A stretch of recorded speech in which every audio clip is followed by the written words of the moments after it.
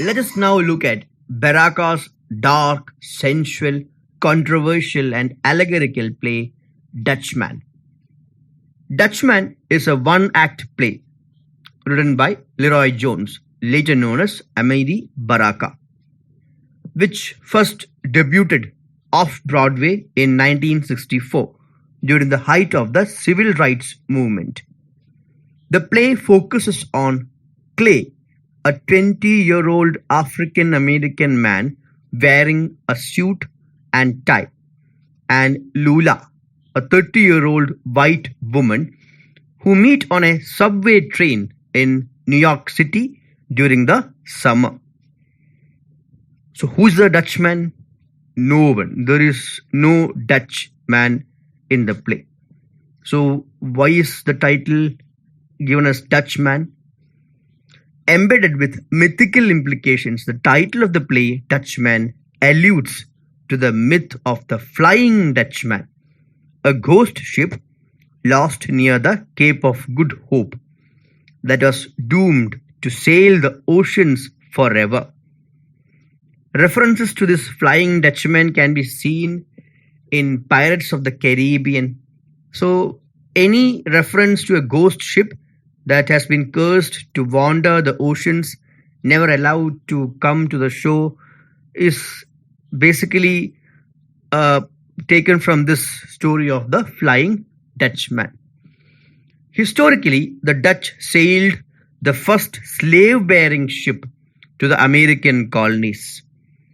These two put together suggest that white America has doomed itself through the non-recognition of blacks as humans. It could also suggest that the black male protagonist Clay and many like him were doomed anyway, whether they tried to assert their black identity or chose to assimilate themselves according to their white American upbringing. So what happens in the play? Set in the subway, Dutchman is about how the African American Clay is approached by the white American woman Lula with sexual innuendos. She talks dirty to him, tries to tempt him, abuses him by using stereotypes, questions his male identity, his black identity, and then stabs him, and asks the passive onlookers in the cabin to throw the body out. The play ends with Lula approaching another black man who is possibly her next target. This ending is a reminder to all the blacks that their oppression at the hands of the whites will never end until they change their mindset, reclaim their African identity, and act upon it. What is the significance of the setting? The setting of Dutchman is a subway car. All of the action is taking place beneath the surface of the city. Thus, it isn't seen in broad daylight. The imagery suggests this is the atrocious underbelly of the community in the city and of the soul that lies within each of us. It is a call to search out what is beneath, to make visible what is invisible, and to hold ourselves and others accountable. Lula's abuse of Clay is an allegory of race relations in America. So race relations and conflicts form a major part of this play. Lula is a symbol of the white world. The manner in which Lula abuses, manipulates, mocks, taunts, castrates, and degrades Clay is a racial allegory. This is what white America has been doing and continues to do to black people. Clay, what with his malleable name, is an everyman in this respect. He's a representative of the black people. And the play can be viewed as an allegory of race relations and power dynamics. Jones has a very deeply pessimistic outlook on race relations, suggesting that if African Americans take a more passive and peaceful approach in dealing with racist structures and systems, white supremacy will still eventually find a way to impose itself upon them and ultimately destroy them. Such is the case with Clay and Lula. Baraka portrays the difference between the power of speech and the power of action. Lula demonstrates real power through her action by murdering Clay. The mutability of the African American male identity. Clay's name suggests malleability. It's a property of something that can be worked or hammered or shaped without breaking. By using this name, the author, Jones, is suggesting that a black man in America is fighting to carve out an identity in a country that has denied him autonomy, individuality, and power for centuries. Clay is torn between aspects of white society culture and their own nascent or budding identities within their race. Lula mocks Clay by saying he's a wannabe white man in his attire and composure, full of repressed rage and sexuality. A suit, especially the one that Lula describes Clay as wearing, is a symbol of class, business, capitalism, and social status. It suggests a solid job, a solid paycheck, and a certain adherence to the rules and norms of society. Lula uses this sartorial. Sartorial means reference to the clothes. She uses this sartorial symbol to mock Clay's pretensions and to suggest that he is being fake. He is a fake white man, she claims, and she wants to stir up his real spirit. It is as if she is telling him that she knows his true identity. Underneath this facade, this mask, Clay is an animal with wild instincts. She is speaking from a place of her race's prejudices and fears. But she isn't entirely wrong about Clay, not really knowing who he is. His monologue expresses this, especially when he sadly concludes that he doesn't exactly know what to do about his anger. Stereotypical sexuality of African American men. Jones asserts that mainstream society largely expects the African American male to assume the socially manufactured persona of the swaggering. Swaggering means full of confidence, ultra alpha, dominant, hypersexualized male. Lula is written as a representation of how white mainstream culture pigeonholes, means it restricts, and ultimately tries to define the sexual identity of the African male. Ironically, Lula is a temptress patterned after Eve, as evidenced by the presence of the apple. She is the aggressive one, initiating the barely restrained sexual innuendos. Clay responds warily to her baiting, responding to a flirtation with a flirtation, but not aggressively pursuing Lula. The play suggests that the norm for men of Clay's age and generation is that they ought to be the sexual aggressor. Clay's actions confirm that it is indeed foolishness and weakness to not accept Lula's advances, but his inability or refusal to respond to her obvious sexual comments makes a compelling case against his supposed masculinity. There is dramatic irony in Lula's knowledge of Clay's life about his personal details.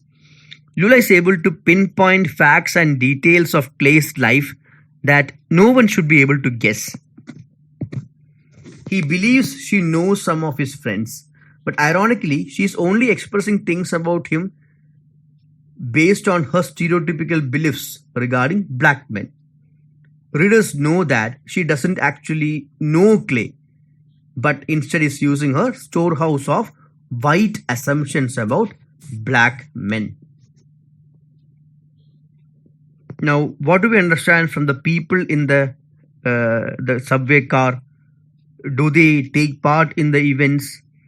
Are they silent witnesses to what is happening? Do they have an allegorical function to the people who actually witness horrific crimes being done to black people and do nothing about them? So, complicity is again a really relevant theme in the play. The subway is empty when Lula begins her seduction of Clay, but over time it begins to be filled with other people. They listen and watch as Lula criticizes Clay, behaves crazily and eventually kills him. At her request, they throw his body out of the car and eventually file out without a care or misgiving. They are public witnesses to this very public ritual and are complicit in Clay's death. Jones suggests they are just as complicit because they did nothing to stop it, which also forces the audience, the reader, to acknowledge how he or she might be doing something similar. At the end of the play, a young black man gets on this train car with Lula, and then a black conductor tips his hat to her. Ironically, they have no clue that she has just killed a man. They only see her as an innocent white woman. Readers, however, know that she is a temptress, a racist, and a murderer. Again, dramatic irony. Clay's body is thrown out of the subway car by the people who witnessed Lula stab him. The imagery is haunting. These people are alarmingly willing to participate in dumping a man's body, neither questioning Lula nor holding her accountable. Their presence is important in a ritualistic way as well, for they are the public part of Lula's destruction of Clay, the counterpart to her private seduction and manipulation. Next important theme is slavery. While the play is set in contemporary America, there are numerous allusions to slavery. Lula mocks Clay as an Uncle Tom and references plantations. So we must know who Uncle Tom is. This is a reference to the novel Uncle Tom's Cabin or Life Among the Lowly, which is an anti-slavery novel written by Harriet Beecher Stowe. Published in 1852, the novel had a profound effect on attitudes towards African Americans and slavery in the US, and is said to have helped lay the groundwork for the Civil War that happened.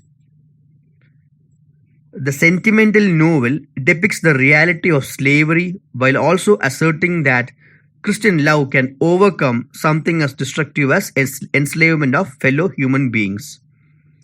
It is credited with helping fuel the abolitionist cause in the 1850s. The book and the plays it inspired helped popularize a number of stereotypes about black people.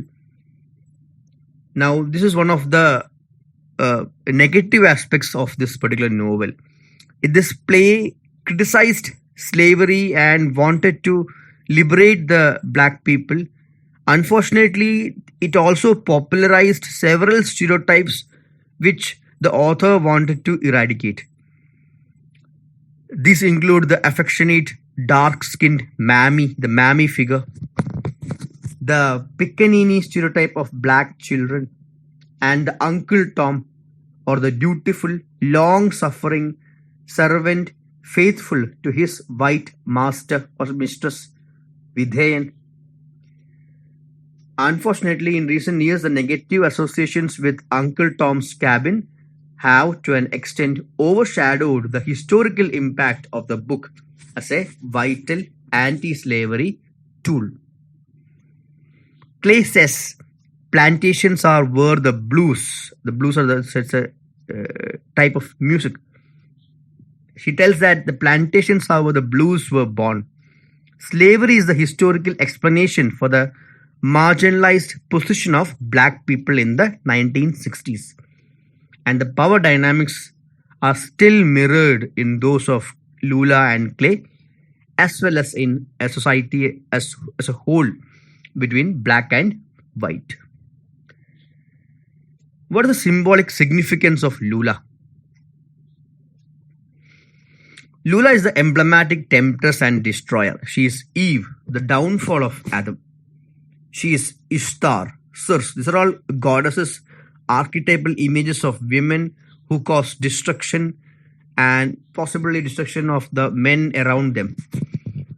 Lula lies, manipulates, kills, all of which she carries out under the guise of seduction. It is clear he still has feelings for her, which contributes to the difficulty Clay faces.